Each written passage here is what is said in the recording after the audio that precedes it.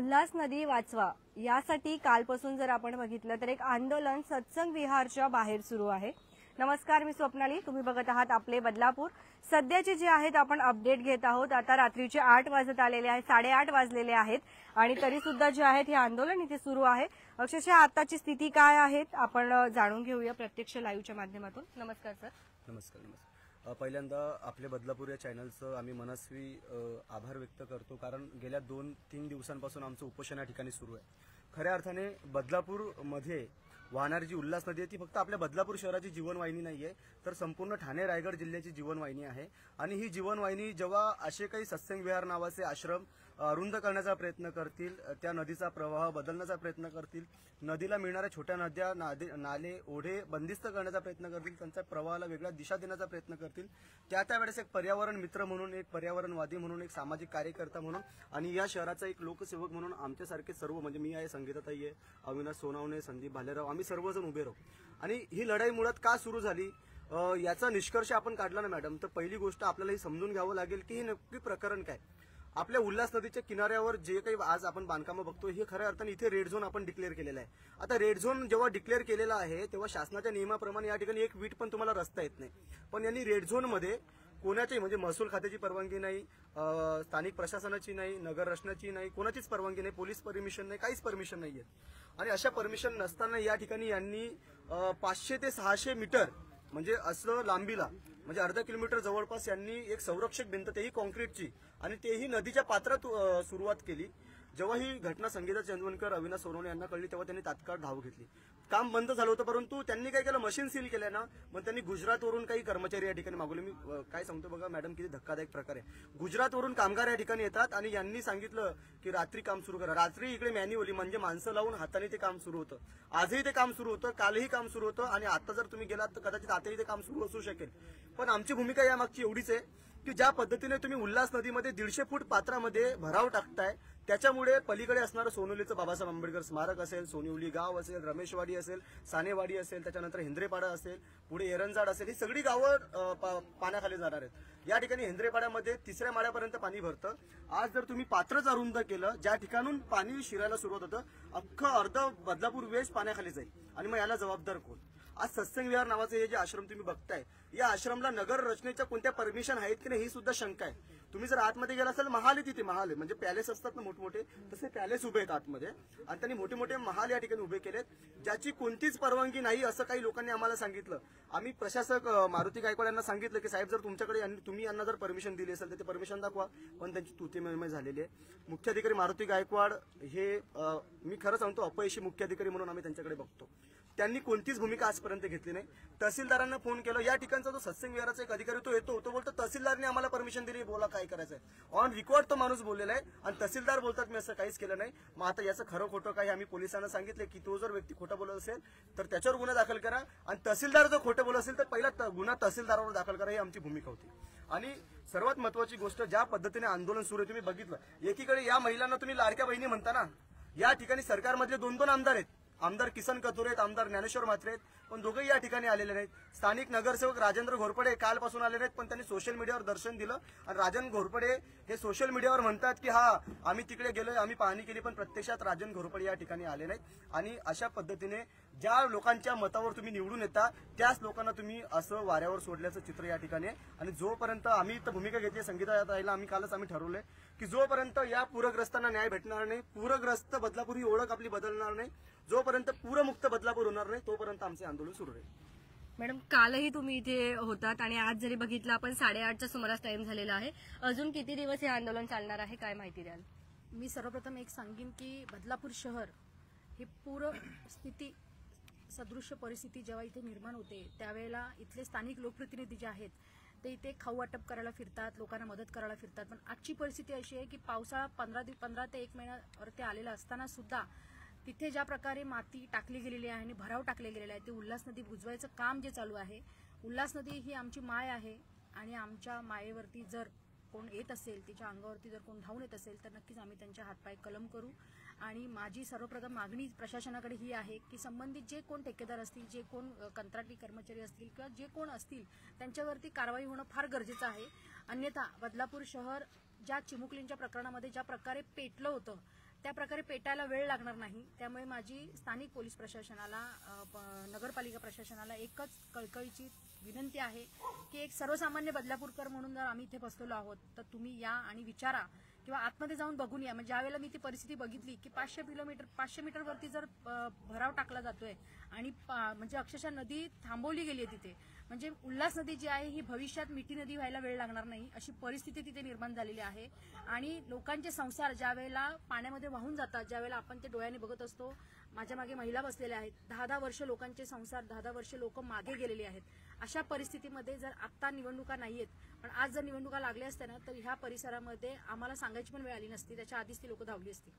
पण मला हेच म्हणायचं आहे की जर 5063 ब्रास माती त्या उल्हास नदीमध्ये जर पडते तर ती माती येते कुठून? तिथे जेसीपी आहेत, पोकलन आहेत, तिथे मोठ्या प्रमाणावर काम चालू आहे. हे काही इथल्या प्रशासनाला माहिती नाहीये का? मग उद्यापासून आम्ही पण काम चालू करतो ना, रस्त्यावरती टपऱ्या बांधायची.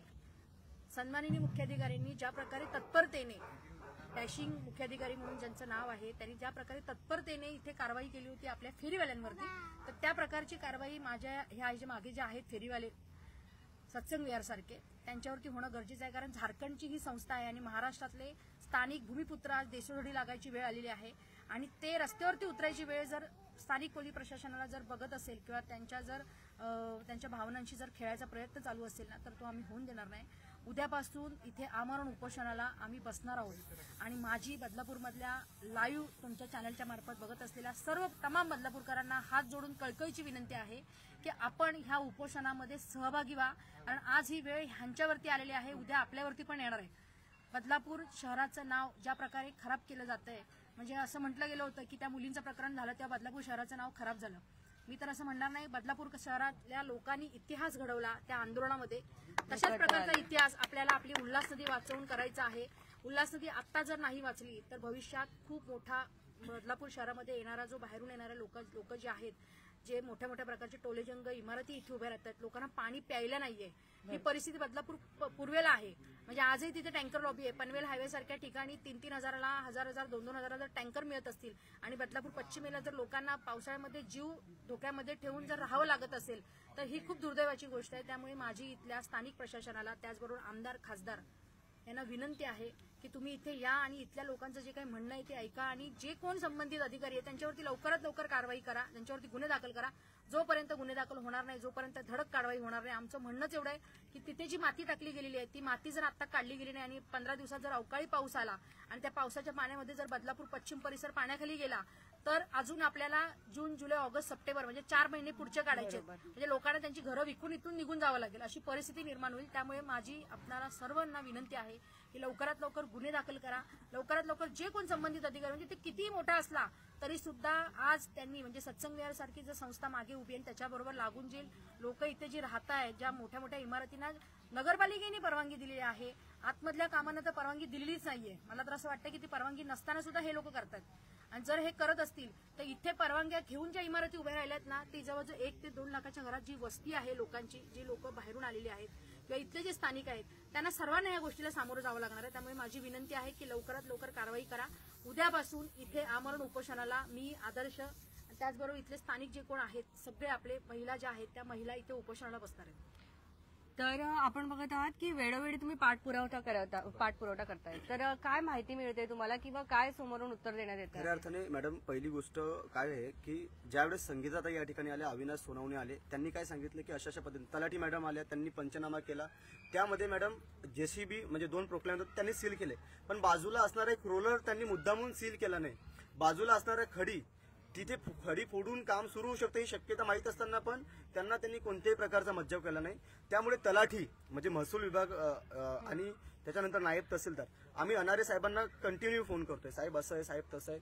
तर हा ठीक आहे, आम्ही बोलतो, आमचं मायनिंगचं काम आहे. मुख्याधिकाऱ्यांना भेटायला गेलो, मुख्याधिकारी म्हणतात ठीक आहे माझ्या अखत्यारीतला जे मी करेन. आज त्यांच्या अखत्यारीतला शिरगावातून वाहत येणारा नाला जो उल्हास नदीला भेटतो, तो नाला एवढा अरुंद, म्हणजे रुंद नाला, त्याला अरुंद केलाय आणि ते म्हणतात आमच्या अखत्यारीत नाही.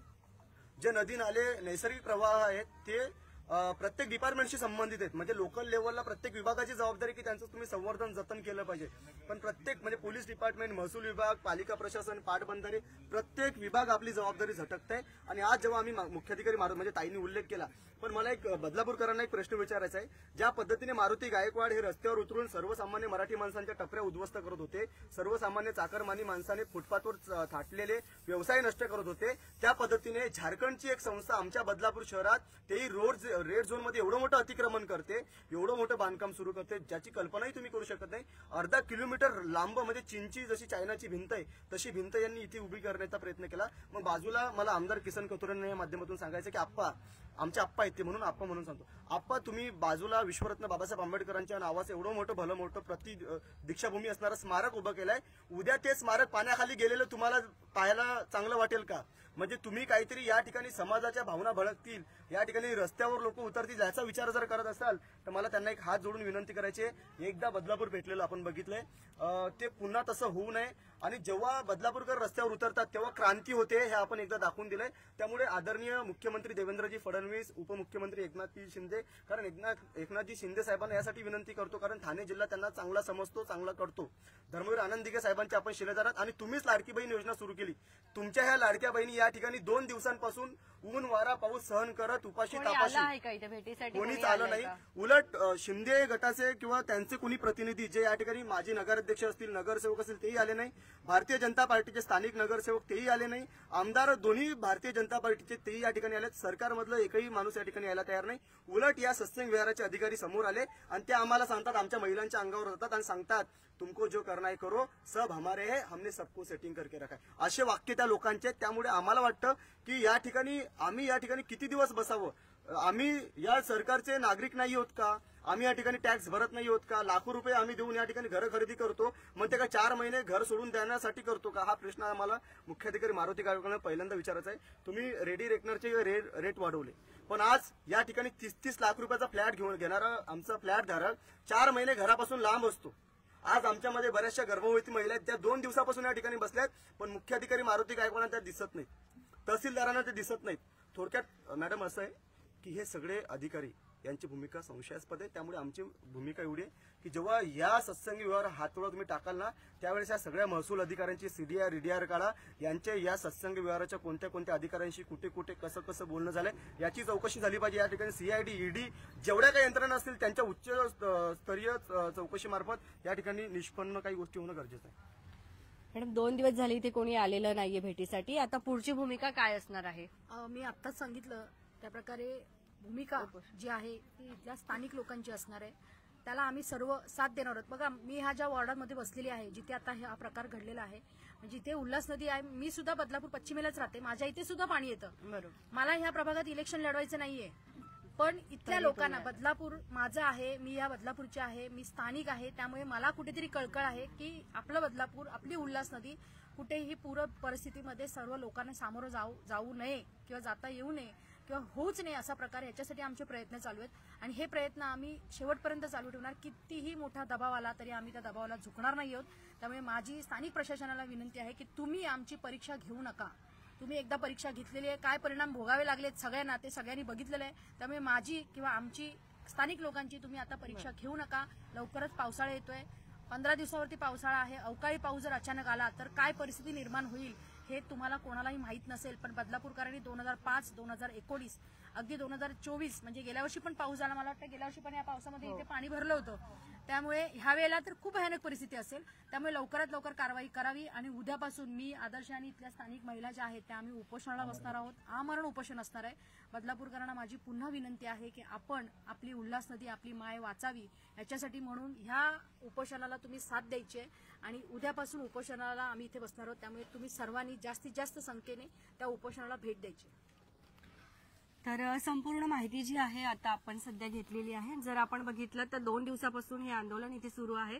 भूक तहान विसरून जे आहे इथले स्थानिक रहिवासी, इथल्या महिला सुद्धा आपल्याला दिसतात. त्याचबरोबर मनसेच्या संगीता चेंदवनकर मॅम आपल्यासोबत होत्या. आदर्श तायडे सरांनी आपल्याला संपूर्ण अशी माहिती दिलेली आहे.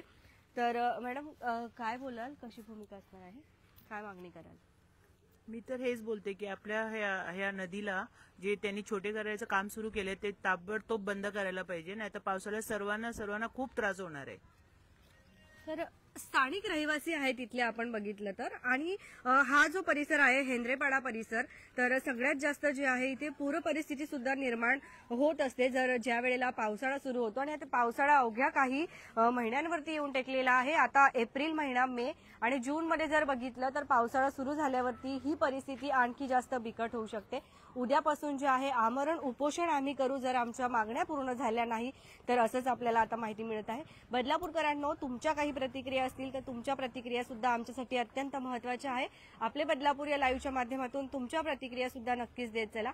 बघत रहा आपले बदलापूर. वाचवा वाचवा वाचवा वाचवा वाचवा नहीं चलेगी नहीं चलेगी, अरे नहीं चलेगी नहीं चलेगी, नहीं चलेगी नहीं चलेगी, अरे बंद करा बंद करा, अरे बंद करा बंद करा, अरे बंद करा बंद करा. पालिका प्रशासन, पालिका प्रशासन, पालिका प्रशासन, महसूल प्रशासन, महसूल प्रशासन, महसूल प्रशासन. हे आंदोलन आता कसं स्वरूप घेणार आहे याच्याकडे सगळ्यांचंच लक्ष केंद्रित आहे. शेवटी यांच्या मागण्या कधी होतील याच्याकडे लक्ष केंद्रित आहे. तुमच्या काही प्रतिक्रिया असतील नक्कीच देत चला. बघत रहा आपले बदलापूर. स्वप्नालीसह भेटूया पुढच्या बातमीमध्ये.